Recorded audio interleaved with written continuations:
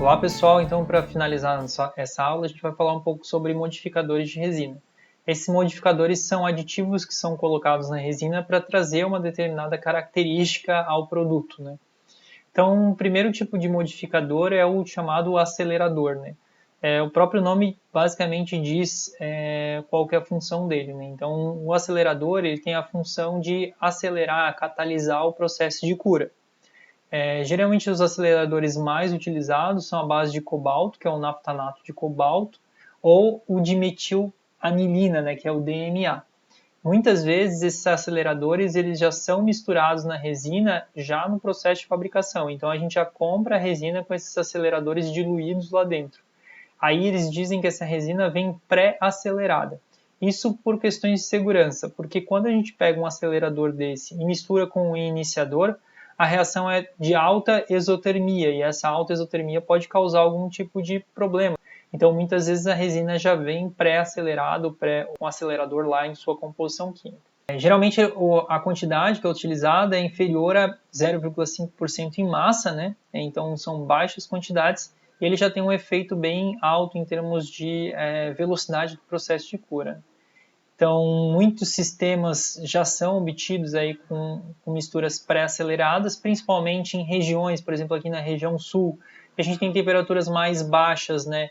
Essa mistura que já vem pré-acelerada para depois ser misturada aí com o iniciador, não é catalisador, é iniciador aqui. Além disso, né, parece um pouco contraditório, mas muitas vezes são utilizados também inibidores na resina juntamente com o acelerador, justamente para aumentar a vida útil em termos de estocagem, né? Então, quando a resina já vem pré-acelerada, às vezes é colocado os inibidores lá dentro em proporções ainda mais baixas, menores do que 100 ppm, que é 100 partes por milhão, para prolongar a vida útil da resina em estocagem, né? Então, são colocados os aceleradores para acelerar o processo de cura e os inibidores para aumentar a vida útil em relação à estocagem.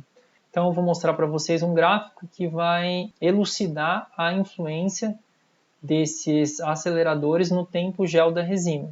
Então a gente tem aqui nesse gráfico o eixo que representa o tempo gel em minutos e o eixo que representa o percentual de acelerador que é colocado. Aqui a gente tem o naftalato de cobalto e aqui tem o DMA.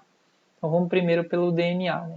Então é a mesma resina aqui, né? Uma resina de poliéster, eu acho que deve ser uma poliéster ortoftálica, que foi utilizado o MECP aqui, o iniciador, e aqui ela está diluída em 45% de estireno.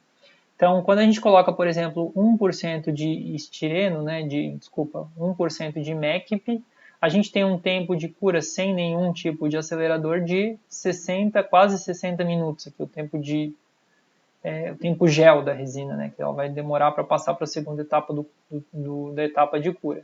À medida que vai se colocando o DMA, a gente nota que esse tempo aqui ele pode cair até para menos da metade, né? Então 25% para 1%. Quando se coloca mais iniciador, o tempo vai diminuindo, né? Então 40 com 0,3% de DMA, a gente tem aí um tempo que beira 20 minutos, 19 minutos. E aqui, quando a gente coloca ainda mais iniciador, nota que o tempo inicial está menos de 30, né? Então 2% de iniciador já causou uma redução aí de basicamente a metade do tempo gel, e a presença ainda do DMA fez a cura acontecer em menos de quase que 10 minutos ali, né? Então vê que variando o percentual de iniciador e variando o percentual de acelerador, a gente pode ter um range aí que vai de 9 minutos até quase 60 minutos de tempo gel da resina, assumindo somente uma temperatura aqui, né, sem modificar a temperatura do sistema. E aqui também a gente vê o efeito do cobalto, né, em termos de diferentes proporções aqui também. A gente consegue ver que a presença do cobalto, né, em altas quantidades também reduz esse tempo gel da resina.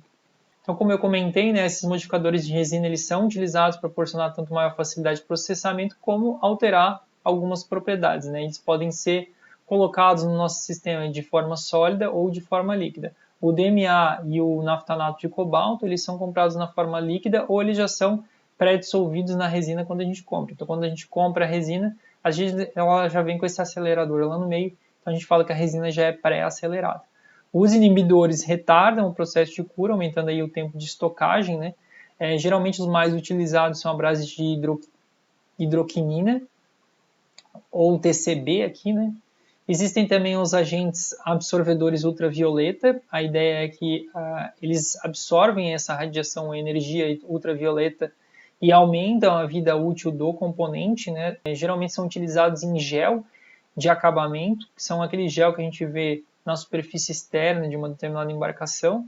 Um exemplo disso é a benzofenona.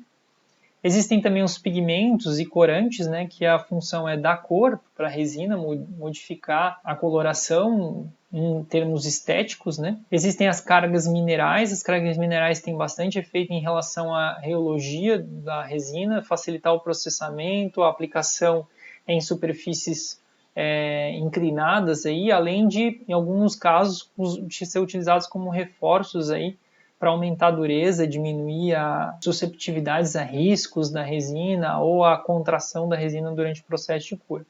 Existem também outros tipos de cargas minerais que são utilizadas específicas para modificar as características tixotrópicas aqui, ou reológicas da resina, como as sílicas sintéticas, que é o aerosil, bastante conhecido, ou alguns tipos de argilas aí, organofílicas também. A gente vai falar mais para frente na disciplina, mas existem também os desmoldantes internos. A função do desmoldante interno é migrar para a superfície da peça e facilitar o desmolde. Geralmente ele é encontrado em gel coats de molde, né, utilizados em molde, para facilitar esse processo de desmoldagem da peça posterior, né. E existem também agentes tenacificantes, eles não são tão utilizados no mercado náutico, mas em outros mercados eles são utilizados para aumentar a tenacidade do nosso material ou a resistência a choques, né, a resistência ao impactos. Tudo bem, pessoal? Então, basicamente é isso que a gente tinha de modificadores de resina.